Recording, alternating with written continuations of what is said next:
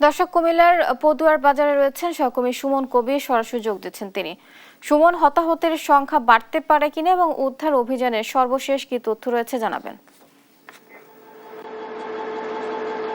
জি বুবলি, আপনি যেটা বলছেন আসলে উদ্ধার অভিযান করার জন্য যে ট্রেনটি আসলে আখাউড়াতে আসার কথা ছিল এখনো এসে পৌঁছেনি। তারা আমাদেরকে বলেছেন যে আসলে যে দুর্ঘটনাটি ঘটেছে আমরা জানেন ভোর ঠিক মধ্যরাতে 3টার দিকে ঘটনাটি ঘটেছে। এখন মধ্যে উদ্ধারকারী যে ট্রেনটি আসার কথা ছিল আখাউড়া থেকে আসেনি। তবে দুইটা তদন্ত কমিটি গঠন করেছেন, একটা হলো মিনিস্ট্রি থেকে রেলওয়ে, আরেকটা হচ্ছে রেল কুমিল্লা রেলওয়ে কর্তৃপক্ষ।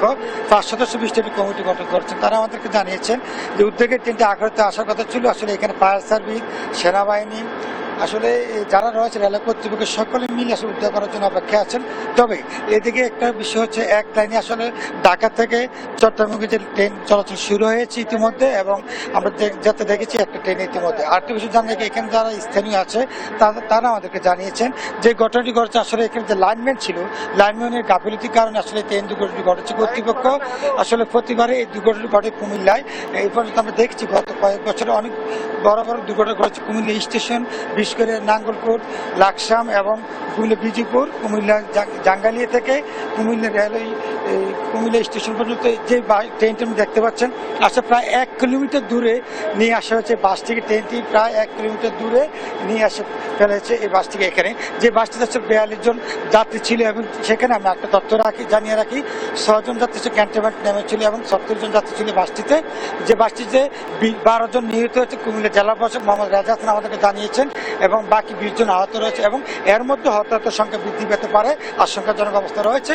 এবং 7 জন পুরুষ, 3 জন শিশু এবং 2 জন মহিলা রয়েছেন 12 জন নিহতদের মধ্যে। এখন তাদের পরিচয় শনাক্ত করা যায়নি। ইতিমধ্যে আমরা জানি এখানে রেলওয়ে কর্তৃপক্ষ এসেছেন, তারা আমাদের তথ্য দিচ্ছেন আসলে যত তাড়াতাড়ি সম্ভব তারা রেলটি উদ্ধার করে এখান থেকে আসলে এই যাতে পারাপার করা যায়, এবং ঢাকা চট্টগ্রাম তথা কুমিল্লা যে রেল স্টেশনটি, এবং চট্টগ্রাম থেকে ঢাকা থেকে সিলেট হয়ে কুমিল্লা হয়ে চট্টগ্রাম যাবে, তাড়াতাড়ি তারা চায় অবমুক্ত করতে, এবং সেই জন্য কাজ করে যাচ্ছেন। আসলে এখন পর্যন্ত আমরা লাকসাম থেকে যে ইঞ্জিন আসার কথা রয়েছে সেটা আসেনি, এবং আখাউড়া থেকে যে এই উদ্ধার করা ট্রেন সেটা এখন এসে পৌঁছায়নি। আসলে সাধারণ মানুষ বলছেন 3টার সময়ের ঘটনা, এখন প্রায় 4 ঘন্টা 5 ঘন্টা হয়েছে, এখনো কেন স্টেশন ট্রেন। আসলে এখানে প্রত্যক্ষদর্শীদের কথা বলার চেষ্টা করব। আসলে আপনারা কি দেখেছেন এবং আসলে কাকে দায়ী করছেন? গার্ড ওই যে ট্রেনের ইয়া হলাইছে ওই গার্ডের দায়ী। এই গার্ড দেয় নাই হেন না দেওয়াতে মুইছে অ্যাক্সিডেন্টটা। সে যদি কোনো গার্ডটা ইয়ে ঠিক করতে হলো ট্রেনের, তাহলে বাসটা হলাইতো, তাহলে আজকে হইতো না দুর্ঘটনাটা। এরকমই মনে হয় সেই দায়ী, ট্রেনে যে চাকরি করে সেই দায়ী ছিল। আজ এতগুলো অ্যাক্সিডেন্ট দুর্ঘটনা হইতো না এতটুকু ভুলের কারণে, তার একজনের ভুলের কারণে আজকে অনেক লোক মারা গেছে, এত বড় একটা দুর্ঘটনা হয়েছে। আমরা তারে দায়ী করি। চলো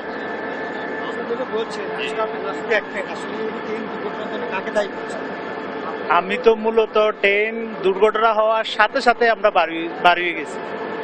বাড়িয়ে দেখি ওইখানে ট্রেন নেই, কিন্তু লোক পড়ে রয়েছে অনেক, যেখানে ঘটনাস্থলে ওই আমরা যে গেট কিপারে খোঁজ করছি, গেট কিপার নাই।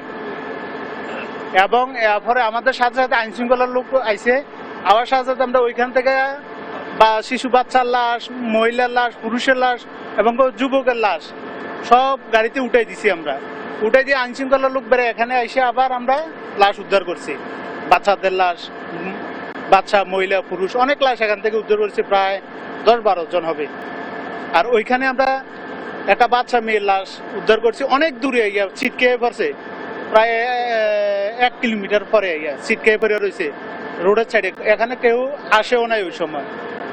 তো মূলত দোষে হলো গেট কিপারে ওইখানে গেট পালায় নাই, এমন অবস্থায় এটাও অ্যাক্সিডেন্ট হয়েছে। ট্রেনও আছে, এই বাসও রেল লাইনের মাঝখানে আছে, সাথে সাথে বাড়ি।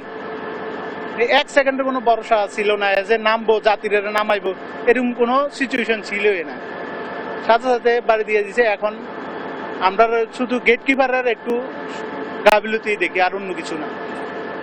বলছিলেন গেট কিপারের দোষটা আসলে তারা বিশেষ করে আসলে বলছেন যে রেলওয়ে কর্তৃপক্ষ গেটম্যান রেখেছে, তার কারণেই বড় দুর্ঘটনা ঘটেছে। এবং এখানে দেখতে পেয়েছেন আসলে এই যে বাসটি ছিল মামুন পরিবহনের সাথে চট্টগ্রাম মেলে যে ট্রেনটি ছিল, এটার সংঘর্ষে আসলে এখানে 12 জন নিহত, এবং এখন উদ্যোগের ট্রেন আসেনি। এই ছিল কুমিল্লা রেল স্টেশন থেকে সর্বশেষ।